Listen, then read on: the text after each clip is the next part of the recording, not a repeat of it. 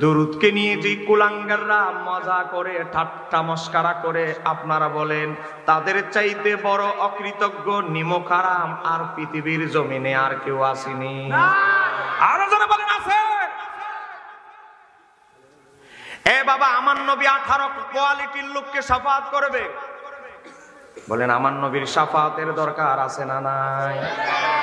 আমার নবী 18 কোয়ালিটির লোককে হাশরের ময়দানে শাফাআত করবে। এর মধ্যে অন্যতম হচ্ছে ইমাম জালালউদ্দিন সুয়ুতী আল খাসাইসুল কুবরা কিতাবে নকল করছেন হযরতে আবু হুরায়রা থেকে বর্ণিত। ইমাম সুয়ুতী আজ থেকে 1000 বছর আগের ইমাম বাইহাকির শুআবুল ঈমান থেকে নকল করছে। বাবারে ও বাবা, সেখানে এসেছে আমার নবী বলে যেই উম্মত আমি নবীর প্রতি মুহাব্বত নিয়ে দুরূদ পড়ে, জোরে বলেন কি পড়ে? জোরে বলেন মুহাব্বত নিয়ে কি পড়ে? জোরে বলেন কি পড়ে? আমার নবী বলেন যেই উম্মত আমি নবীর প্রতি মুহাব্বত নিয়ে দুরূদ পড়ে, আমি নবীর জন্য ওই উম্মতের জন্য শাফাআত করা হাল্লাত লাহু শাফাআতি, ওই উম্মতের জন্য আমি নবীর শাফাআত করা হালাল হয়ে গেল। চিৎকার দিয়ে বলতে হবে সুবহানাল্লাহ। এ বাবা, আজকে আমরা নবীর শাফাআতে বিশ্বাস করি। আমরা তরিকাপন্থী, হোক কেউ কাদেরিয়া, হোক কে অমুক দরবারের মুরিদ, হোক কেউ আরেক দরবারের মুরিদ, আমরা প্রত্যেক দরবারে দেখবেন বাবারে ফজরের নামাজের পরে, বাবারে দেখবেন প্রত্যেক দরবারে মাগরিবের নামাজের পরে দুরূদ শরীফ বাধ্যতামূলক করা হয়েছে। কথা বলেন না কেন, ঠিক কিনা? আপনি আমার কথা বিশ্বাসের দরকার নাই। ঘরে গেলে দরবারের ওজিফাটা খুলবেন, যেই দরবারের মুরিদ হন না কেন, আপনি নকশবন্দিয়ার হন, আপনি মুজাদ্দিদিয়ার হন, আপনি কাদিরিয়ার হন, আপনি চিশতিয়ার হন, আপনি সরওয়ারদিয়ার হন, আরে বাবা রেফাইয়ার হন, যেই তরিকার হন না কেন বাবারে, ফজরের পর সূর্য দিনের শুরুতে, দিনের শেষে, দিন যখন শেষ হয়ে গেল নবীর দুরূদ পড়ে আমরা আল্লাহর শুকরিয়া আদায় করি। দিন যখন শুরু হলো নবীর দুরূদ পড়ে আমরা আল্লাহর শুকরিয়া আদায় করি। কথা কোন ঠিক কিনা? আজকে তরিকাপন্থী ইমামরা, বড় বড় ইমামরা কেন দুরূদ শরীফকে বাধ্যতামূলক করেছেন? কেন ওজিফার মাঝে দুরূদ শরীফকে এত গুরুত্ব দেওয়া হয়েছে? এক নাম্বার কারণ তিরমিজি শরীফের হাদিস, সহিহ ইবনে হিব্বানের হাদিস, হযরতে আব্দুল্লাহ ইবনে মাসউদ রাদিয়াল্লাহু তাআলা থেকে বর্ণিত। আমার নবী 1500 বছর আগে আমার নবী নূরানী জবানে ইরশাদ করেছেন, আউলান নাসি, কিয়ামতের ময়দানে আমার ওই উম্মত, ওই উম্মত, ওই উম্মত আমি নবীর সবচেয়ে কাছে থাকবে। আউলান নাসি ইয়াউমাল কিয়ামত, কিয়ামতের ময়দানে আমার ওই উম্মত আমি নবীর সবচেয়ে কাছে থাকবে। ওই কোন উম্মত? আকসারহুম আলাইয়া সালাতান, যেই উম্মত আমি নবীর প্রতি বেশি বেশি দুরূদ পড়ে, সেই উম্মত হাশরের ময়দানে আমি নবীর তত কাছাকাছি থাকবে। আর একটু জোরে বলতে হবে। এ বাবা, আমি কিচ্ছা বলছি না, আমি হাদিস বলছি। তাহলে আজকে এই তরিকার, 4 তরিকার ইমামরা দুরূদ শরীফকে এজন্য বাধ্যতামূলক করেছে বাবারে, যত বেশি দুরূদ পড়ব হাশরের ময়দানে তত বেশি নবীর নিকটবর্তী হব। তাহলে আমরা নবীর হাশরের ময়দানে এবং জান্নাতে আমরা নবীর কাছাকাছি থাকতে চাই কি চাই না? আর একটু জোরে বলতে হবে, চাই কি চাই না? তাহলে নবীর দুরূদ শরীফের প্রয়োজন আছে না নাই? আর একটু জোরে বলেন, আছে না নাই? এ বাবা, আজকে আপনি ফরজ নামাজ পড়বেন, সেখানেও দুরূদ শরীফ আছে না নাই? আজকে জানাজার নামাজ পড়বেন, একটা মানুষের জানাজার নামাজ পড়ে আমরা তার শেষ বিদায় দিয়ে দেই, এই শেষ বিদায়ের জানাজার নামাজেও দুরূদ ফিটিং করেছেন আমার আল্লাহ। কথা কোন ঠিক কিনা? আজকে আপনি হজ করতে যাবেন, আমার নবীর রওজা মোবারকে যাওয়ার দরকার আছে না নাই? আজকে একদল বাটপার মৌলবী বেরিয়ে গেছে, এই শহরে বন্দরে বিভিন্ন জায়গায় ফতোয়া দিবে হজের সাথে নবীর রওজা জিয়ারতের কোনো সম্পর্ক নাই। আছে না নাই? এই কথা বলে এই ধরনের মোল্লা আছে না নাই? এ বাবা, কিতাবের নাম আল মুস্তাদরাক আলা সহিহাইন, লিখেছেন ইমাম হাকিম নিশাপুরি। 10 লক্ষ হাদিসের যিনি হাফিজ ছিলেন, কেউ কেউ বলেছে 6 লক্ষ হাদিসের হাফেজ ইমাম হাকিম নিসাপুরি কিতাব লিখেছেন আল মুস্তাদরাক আলা সহিহাইন। ঈসা আলাইহিস সালাম দামেস্কের জামে মসজিদে কিয়ামতের আগে নামবে, নামার পরে ইমাম মাহদি আলাইহিস সালাম বলবেন আপনি ইমামতি করেন। ঈসা আলাইহিস সালাম বলবেন আপনি হচ্ছেন সমস্ত মুসলিম জাহানের খলিফা ইমাম, আমি ঈসাও আপনাকে ইমাম মেনে আপনার পিছে নামাজ আদায় করতে চাই। বলেন আমার নবীর উম্মতের শ্রেষ্ঠত্ব ফজিলত আছে না নাই? ঈসা আলাইহিস সালাম নামাজ পড়বে, নামাজ পড়ার পর ঈসা আলাইহিস সালাম বলবেন ও ইমাম মাহদি আপনি যদি আমারে কয়েকটা দিন ছুটি দেন। বলেন কি দেন? আর একটু জোরে বলেন না কি দেন? ছুটি ছুটি ছুটি। আপনি যদি আমাকে একটু সময় দেন, আমি একটা গুরুত্বপূর্ণ কাজ দায়িত্ব আমি সেরে আসতে চাই। ইমাম মাহদি আলাইহিস সালাম তখন বলবেন আপনি কি দায়িত্ব আদায় করতে চান? ঈসা আলাইহিস সালাম বলবে আমি নবীর দরবারে গিয়ে একটু হাজিরা দিয়ে নবীর দরবারে নবীর রওজা মোবারকের সামনে দাঁড়ায় আমি আমার নবীর প্রতি একটু দুরূদ সালাম পাঠ করে আমার নবীর দরবারে আল্লাহর হাবিবের দরবারে পাঠাইতে চাই। জোরে বলা যাবে কি? আরে বাবা ইমাম হাকিম আল মুস্তাদরাকে বর্ণনা করেছে, কিতাবের মধ্যে এসেছে ঈসা আলাইহিস সালাম মদিনা শহরের নিকটবর্তী জায়গায় যখন চলে আসবেন উনার স্যান্ডেল মোবারক, বলেন কি মোবারক? জোরে বলেন উনার কি মোবারক? স্যান্ডেল মোবারক মদিনার বর্ডারের কাছাকাছি যখন ঢুকবে জুতা দুইটা খুলে ফেলবে। আমার নবীর শহর কেমনে জুতা পরে? আমার নবীর শহরে মসজিদে নববীর আঙ্গিনা মদিনা শহরের কাছাকাছি আসবে, জুতা দুইটা খুলে আমার নবীর তাজিমে ঈসা আলাইহিস সালাম পায়ে হেঁটে আমার নবীর রওজা মোবারকে এসে দুরূদ সালাম পাঠাইতে থাকবে।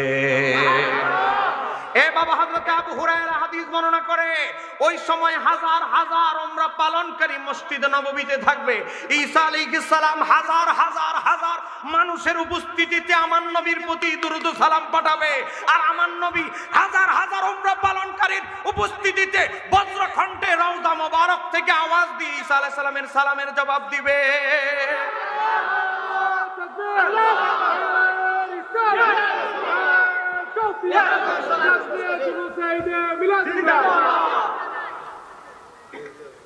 বাবা যে ঈসা আলাইহিস সালাম কিয়ামতের আগে আমার আল্লাহ পাঠাবে, সে ঈসা আলাইহিস সালাম যদি দুরূদ সালামের এত গুরুত্ব দিয়ে থাকে, আমাদের দুরূদের প্রতি গুরুত্ব দেওয়ার, নবীর প্রতি দুরূদের প্রতি গুরুত্ব দেওয়ার দরকার আছে না নাই? মনে রাখবেন আমার নবীর একটা চুল মোবারকের সাথে যদি কেউ বেয়াদবি করে, বলেন ঈমান থাকবে? যারা বলেন ঈমান থাকবে।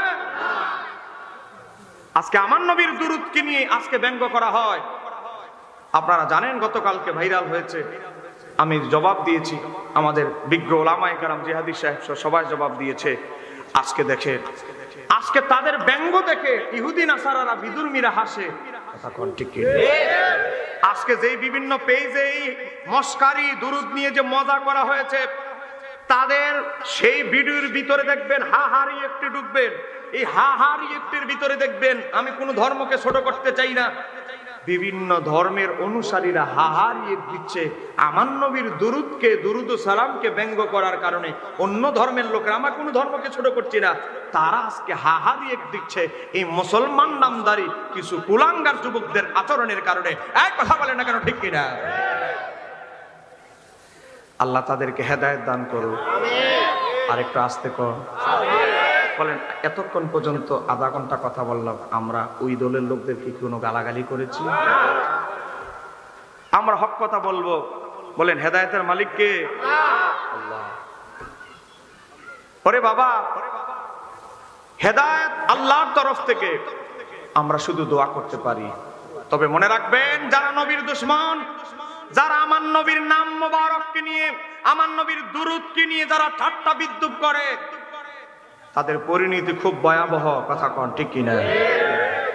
ইসলামের প্রথম মুয়াজ্জিন, বলেন তার নাম কি? হযরতে বেলাল। একটু জোরে বলেন না, তার নাম কি? এটা বলে আমি আমার মূল আলোচনায় যাচ্ছি। হযরতে বেলাল রাদিয়াল্লাহু তাআলা আযান দিতেন।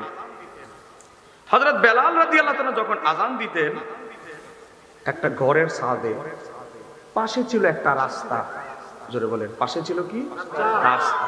এই রাস্তা দিয়ে দুপুরবেলা খাওয়ার জন্য এক খ্রিস্টান যাইত, খ্রিস্টান। হযরতে বেলাল রাদিয়াল্লাহু তাআলা যখন আযানটা দিতেন, এমন একটা সময় সে লাঞ্চে যেত, যেই সময় হযরতে বেলাল রাদিয়াল্লাহু তাআলা আযানের শব্দে আমার নবীর নাম উচ্চারণ করতেন, আমার নবীর নাম মোবারক উচ্চারণ করতেন। এমন একটা সময় এই খ্রিস্টান লোকটা যাইতো, আর কি বলতো, হযরত বেলাল যখন বলতো, কিতাবের মধ্যে এসেছে, তাফসীর তাবারি খণ্ড নাম্বার 8 পৃষ্ঠা নাম্বার 536, কি এসেছে, কানা রাজুলুন মিনান নাসারা, একজন নাসারা খ্রিস্টান, বিল মদিনাতি, মদিনায়, ইজা সামিআল মুনাদি, যখন হযরত বেলালকে আযান দিতে শুনতেন, কি আশহাদু আন্না মুহাম্মাদুর রাসূলুল্লাহ, যখন আমার নবীর নাম বলতো, মনোযোগ, আমার নবীর নামটা যখন বেলাল বলতো, তখন সে কি বলতো, বেলালকে অভিশাপ দিত। কলা, ওই খ্রিস্টান লোকটা বলতো, হুররিকাল কাযিব, হে মিথ্যাবাদী, তোর নবীও মিথ্যা, তুইও মিথ্যুক, হে মিথ্যাবাদী, তুই ধ্বংস হয়ে যা। একটু জোরে বলেন না নাউজুবিল্লাহ। হে মিথ্যাবাদী, তুই ধ্বংস হয়ে যা, আগুনে পুড়ে ছারখার হয়ে যা। একবার ঘটলো, আবার হযরতে বেলাল আযান দিতেছে আরেকদিন দুপুর বেলা, বুঝেন না, লাঞ্চের সময়, এ বেচারা খাইতে যায় বাড়িতে, তো রাস্তা দিয়ে পাশে হযরতে বেলালকে দেখে আযান দিতে, তখন একই কথা বলে, হুররিকাল কাযিব, হে মিথ্যাবাদী, তুই আগুনে পুড়ে ছারখার হয়ে যা। বেলাল রে বলে মিথ্যাবাদী। বলেন আমার নবী সত্য নবী না মিথ্যা নবী? সত্য। একবার, দুইবার, তিনবার, চারবার যখন হলো, হযরতে বেলাল এমন একটা টাইমে অভিশাপটা বদদোয়া দেয়, ওই সময় বেলাল আযানের মধ্যে থাকে, নাইলে তো মোটামুটি বুঝেন না কিলাকুলি একটা লেগে যেত। এখন আযান বন্ধ করে দেওয়ার, তার সাথে ঝগড়া করতে পারে না। এই বেচারা আবার এটা বলে আবার দাঁড়ায় থাকে না, চলে যায়। এখন এমন একটা পরিস্থিতি, একবার চতুর্থবার যখন হলো, হযরতে বেলাল আর সহ্য করতে পারে না। বেলাল বলে, আমাকে মিথ্যুক বলো, আমারে বাটপার বলো, আমারে গালাগালি করুক, এদের মতো মুশরিক, যেই খ্রিস্টানরা ঈসা আলাইহিস সালামকে আল্লাহর পুত্র বলে, জোরে কোন নাউজুবিল্লাহ, বিবি মরিয়মকে আল্লাহর বিবি বানায়, এদের মতো মুশরিকরা আমার বদদোয়া দিলে কিছু আসে যায় না। কিন্তু হযরতে বেলালের কষ্টটা হলো কি জানেন, যে আমার নবীর মিথ্যা নবী বলে, এটা আমার কষ্ট লাগে। হযরতে বেলাল আমার নবীর দরবারে চলে গেলেন, ইয়া রাসূলুল্লাহ, নবী গো, ও নবী, আমারে কত কাফের, কত মুশরিক অত্যাচার করেছে, বুকের মধ্যে পাথর দিয়ে বালুর মধ্যে, গরম উত্তপ্ত বালুতে উপরে ফেলে রেখেছিল, কিন্তু বেলাল আপনার কাছে বলি না, এদেরকে অভিশাপ দেন। ইয়া রাসূলুল্লাহ, একজন খ্রিস্টান লোক, আমি যখন আযান দিই, আযানে আপনার নাম মোবারকটা বলি, সে আমাকে বলে হুররিকাল কাযিব, হে মিথ্যাবাদী, মিথ্যা কথা বলতে, সত্যি আগুনে পুড়ে ছারখার হয়ে যা। ইয়া রাসূলুল্লাহ, আপনাকে মিথ্যা নবী বলে একবার, দুইবার, আমি তিনবার সহ্য করেছি, আর আমি পারছি না। ইয়া রাসূলুল্লাহ, আপনি এর জন্য একটা দোয়া করেন।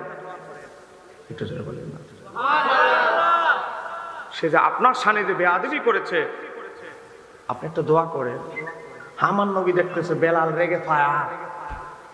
আমার নবী বললেন, বেলাল, আমি আর নতুন করে দোয়া করব না, যেই বদদোয়াটা তোমার জন্য করেছে, আমি এই তার বদদোয়া আমি তার দিকে ফিরাইয়া দিলাম। তুমি অপেক্ষা করো, আগুন, সে বলছে না আগুনে ভরে তুমি সরকার হয়ে যাও, এখন উল্টা আগুন তাকে খুঁজবে। আমি আগুনকে আমি দোয়া করে দিয়েছি, আগুন তাকে গ্রাস করার জন্য অপেক্ষায় আছে, তুমি শুধু একটু সবুর করো। দেরি হয় নাই, সন্ধ্যা নেমে রাত হয়ে গেছে। মনোযোগ, রাত হয়ে গেছে, বাতি, আগুন দরকার, আগুন। ওই যে খ্রিস্টান লোক যে আমার নবীর নাম শুনে বেয়াদবি করেছে, সে তার দাসীকে বলল, আগুন নিয়ে আয়, ঘরের মধ্যে আগুন নাই। আগুন আনতে গেছে দাস।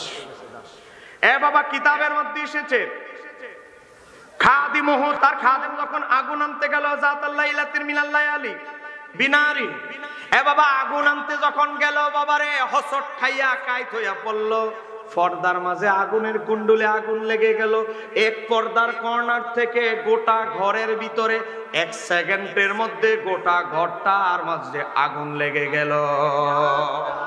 একটু জোরে বলেন না সুবহানাল্লাহ। আল্লাহু আকবার। ইয়া খুশিয়া খুশিয়া গভীর মনোযোগ। এমন ভাবে আগুন লাগলো বাবারে, তার ঘরটার ভিতরে তার ঘরটা পুড়ে গেল। হুয়া সে পুড়ল, ও আহলুহু, ও বাবা তার পরিবারের বিবি বাল বাচ্চা যা আছে সম্পদ থেকে শুরু করে সব আমার নবীর মিথ্যা নবী বলার কারণে, আমার নবীর নাম শুনে আজানে সহ্য করার না কারণে, আমার নবীর নাম মোবারক সহ্য না হওয়ার কারণে আমার আল্লাহ এমন গজব দিয়েছেন, সে তো পুড়েছে তার পরিবারের ঘর থেকে শুরু করে তার বংশ, তার সন্তানাদি সব পুড়ে সারকার হয়ে গিয়েছে। একটু জোরে বলেন না সুবহানাল্লাহ।